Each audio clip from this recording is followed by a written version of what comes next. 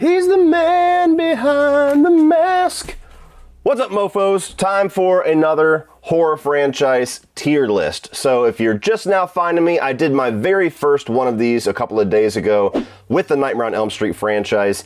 Now, let's move on to Friday the 13th. This one should be a lot of fun because some of my opinions with this franchise get me in trouble. So it's always fun to kind of reiterate why I think the way that I do. So we got 12 films here from the original Friday the 13th all the way through to, of course, the 2009 remake. And the categories are as follows from best to worst. You've got stupendous, good, watchable, penalty box, and the dreaded dead fuck.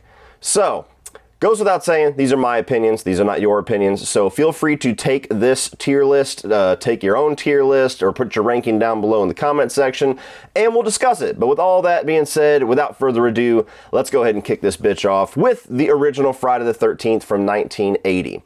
Now, this is funny because Friday the 13th to me is the only horror franchise that I can think of to where very rarely do you hear people say that the first one is their favorite. I very rarely hear people say that. It's always part 2, part 4, part 6, or my opinion, which is we'll get to. But Friday the 13th, the original, it's the only one without Jason as the killer. You have Pamela Voorhees. It's a bit of a whodunit, but they never let you know who done it because Pamela Voorhees shows up, and that's the first time that we meet her is when she's revealed as the killer. A lot of Tom Savini kills kind of really paved the way. It was made to be a ripoff to just kind of capitalize on Halloween's success, but they wanted to go in more of a sleazy, gore-filled, tit-filled version. And for me, the original Friday the 13th is watchable. I don't know if that's controversial or not. I think that despite the fact that it's the one that started it all, that it's the OG, I don't think it has a whole lot of merit, and I don't think that it ages very well. I can watch it. Like I said, it's watchable. I can have a decent time with it if I'm in that mood. I can watch it just fine if I'm binging through them. I'm not going to hate getting through the first film, but the characters, nothing to write home there. Kills are good. It's shot on a fucking potato. There's not a whole lot of pizzazz in the filmmaking department as far as the camera tricks or editing or anything like that. It's just very basic. I like Pamela Voorhees as the killer, I will say that. That's something that definitely makes the original stand out. I think that there's an argument to be made that Betsy Palmer as Pamela Voorhees is even scarier than Jason in certain ways. So, I like the movie okay.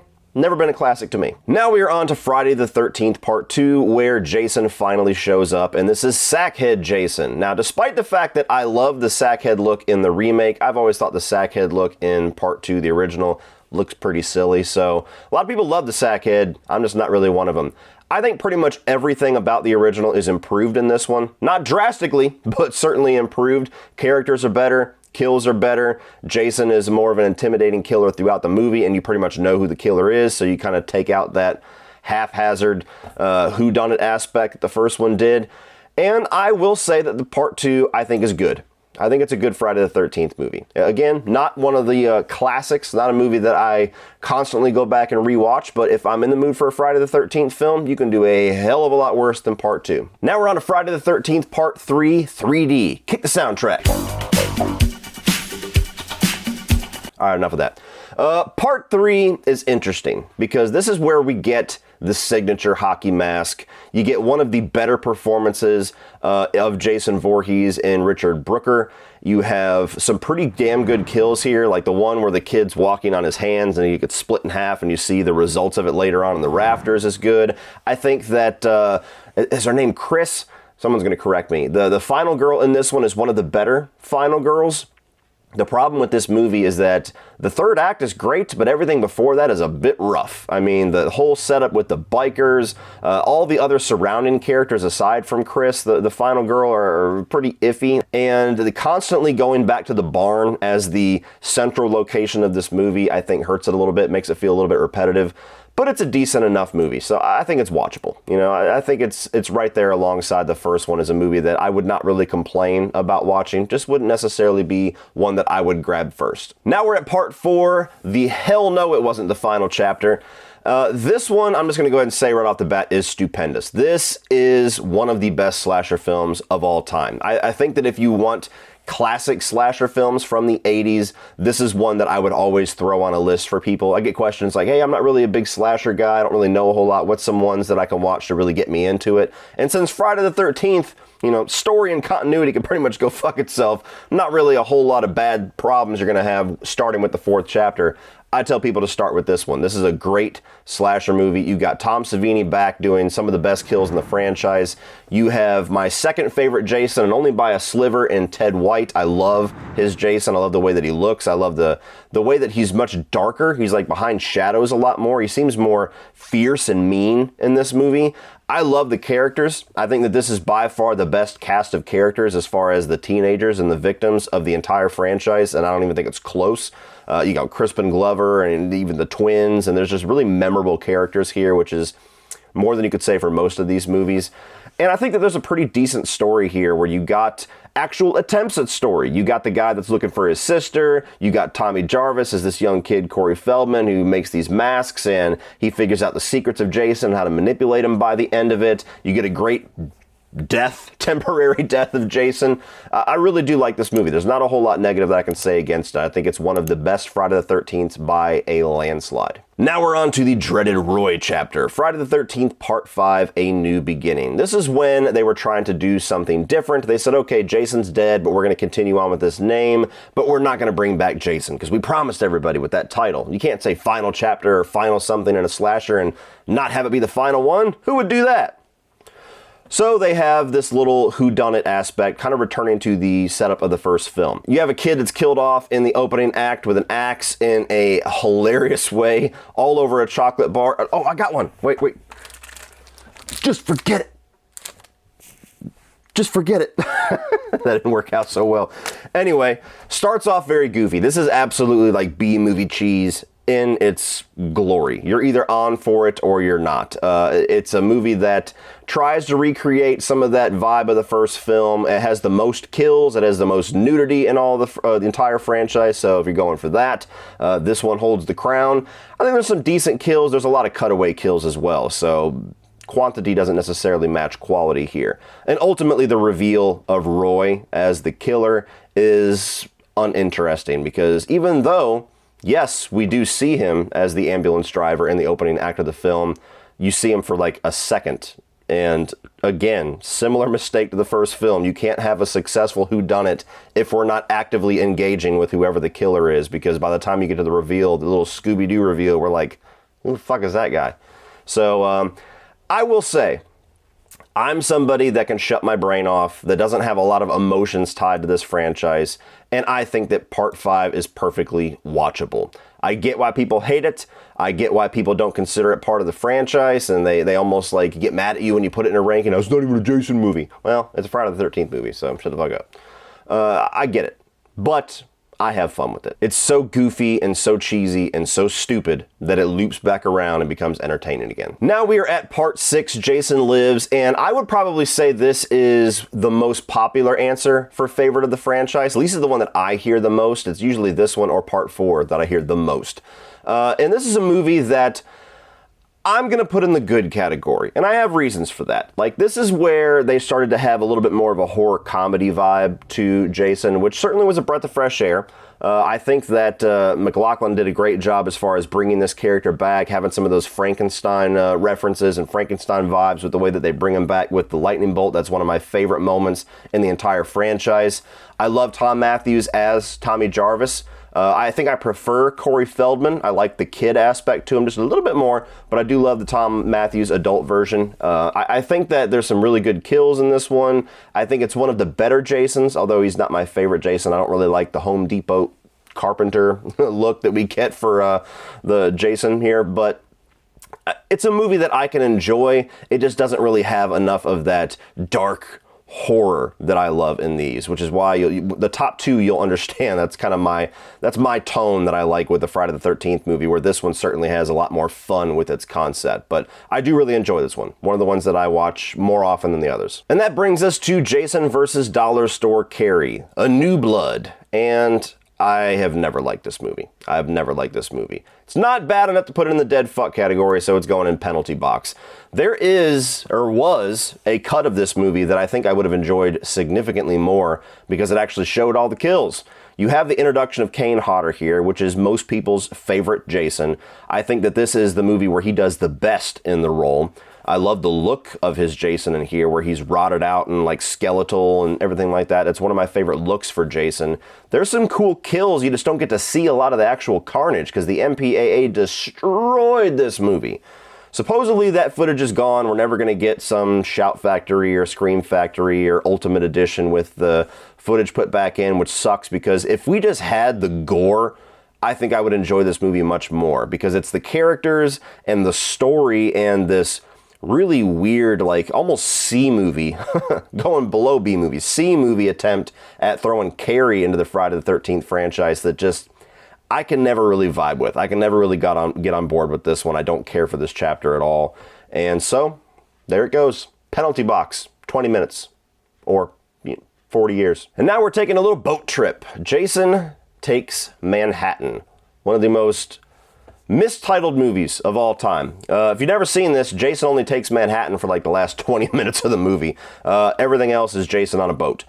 This is the dead fuck of this franchise. This is the chapter that I despise. It's my least favorite of this franchise.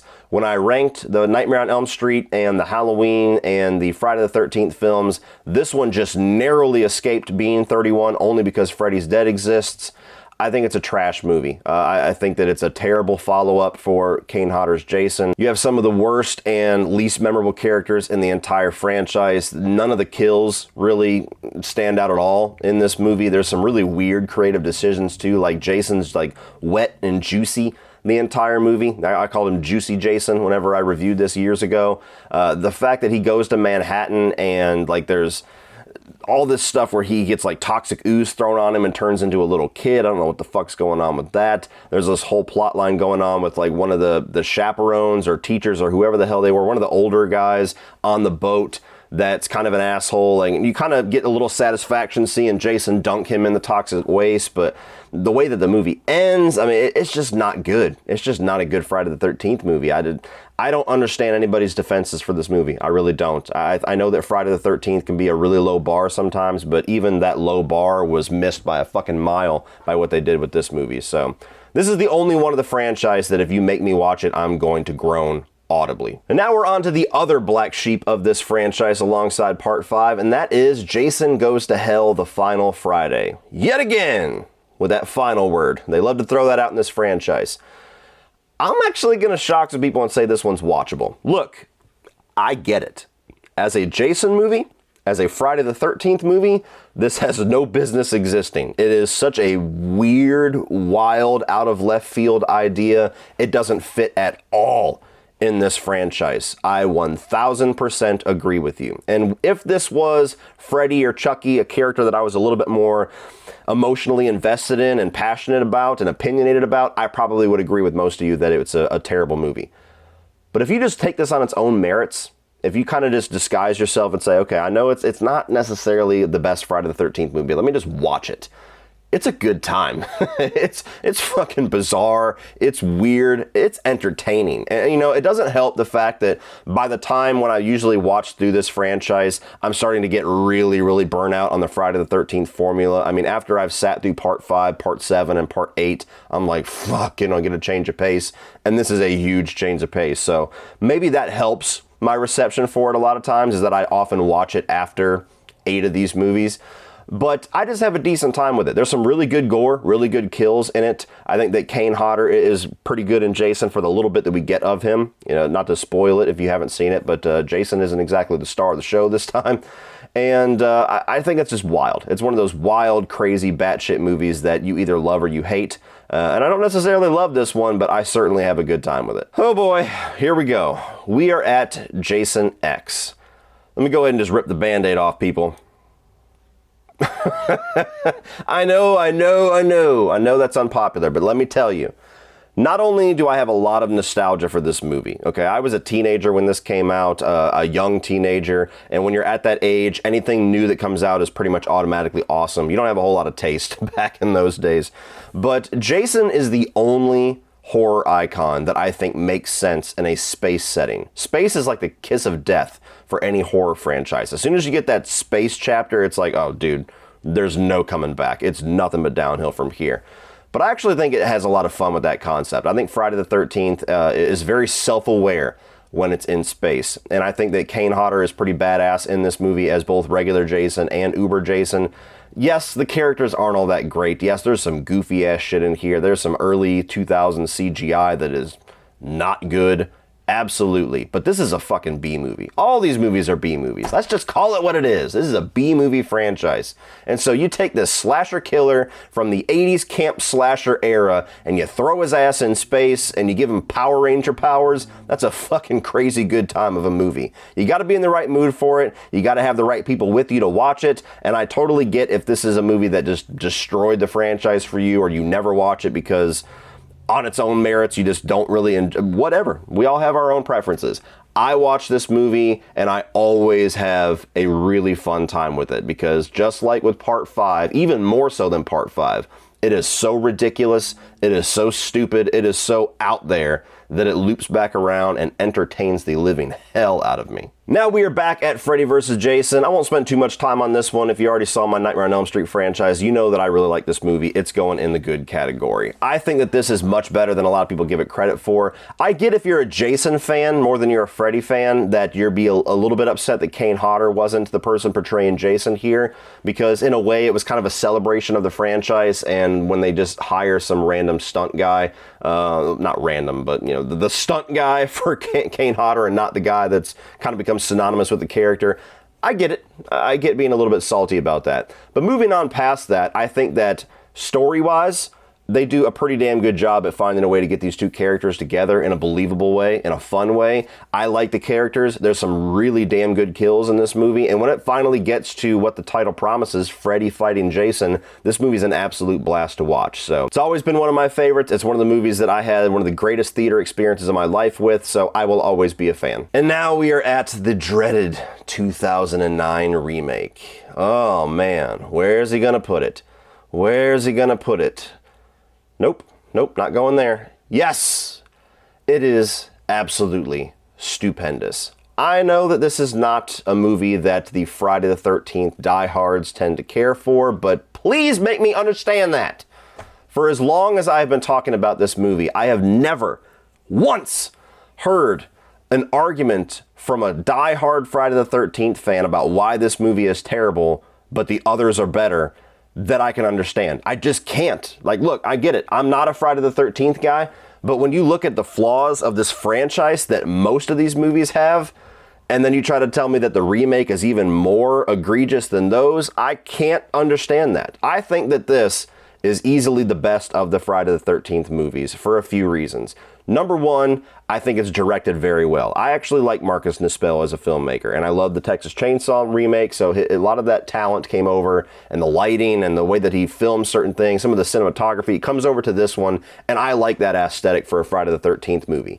By far the best Jason, in my opinion. I think that Derek Mears is a fucking freight train in this movie, and if we ever do get another Friday the 13th, he's the only thing that I really want to stay intact. Like, I really don't care what you do with the story, the setting, whatever. Go crazy, but bring back Derek Mears. I want him back. There's some pretty good kills here, pretty violent kills and painful kills. I think they do some pretty good attempts at story here, which is something that you really don't get a lot of in this franchise at all. They pretty much take the story of the first 4 movies and kind of mash it together, which tells you how much story is in those original movies when you can put 4 movies worth of story here and people still say there's not enough story. I like the characters too. I love Jared Padalecki. I love his character. He's kind of a new version of that brother that's searching for his sister in Part 4. You got Danielle Panabaker here, which I like her character. One of the most shocking deaths, the only shocking death in the Friday the 13th franchise.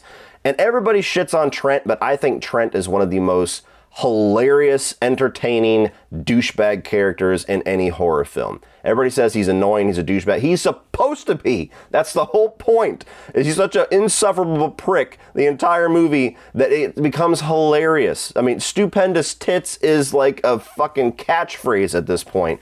And when you see him have his bitchy girl scream at the third act and get his ass about split in half by Jason, everybody cheers because that is what the character is supposed to do for you. So I have a lot of fun with this movie. I genuinely never understand the gripes with it. I get it if you like it and there's others that you like more for nostalgia. Totally respect that. I'm that way with a lot of franchises. But I've never understood why everybody seems to hate this movie because I think that it is fucking awesome. Alright guys, that does it for this one. If you enjoyed this, please check over here for my Nightmare on Elm Street tier list. And I'm also going to put a playlist for all of my original Friday the 13th reviews so you can go check out my in-depth thoughts on all 12 of these movies. Thank you for watching and be sure to click that like and share button and hit the subscribe button as well so you don't miss anything in the future. And remember, as always, opinions are like assholes, but that doesn't mean that you have to be.